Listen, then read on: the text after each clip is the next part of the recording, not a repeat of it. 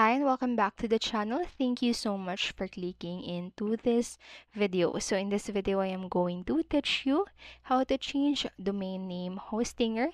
So make sure that you stay until the very end of this video so you won't miss an important step or information. And without further ado, let's get on it.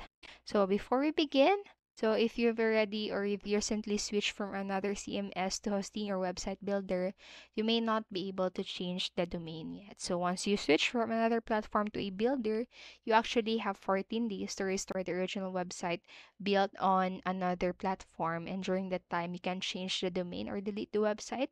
Instead, you may either wait for 14 days to be over or click onto the restore the previous website and you'll be able to change the domain right away. And also note that by changing the domain of a website created with the builder, you'll lose all email data related to that domain and your email plan will reset. And so let us go to the steps where you can change your domain. So first, just find the website in question in the website section. And then just click the ellipsis or the three dots button right here.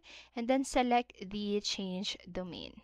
Then after that, just confirm and that you understand that all email data related to the domain will be deleted and click on to the change.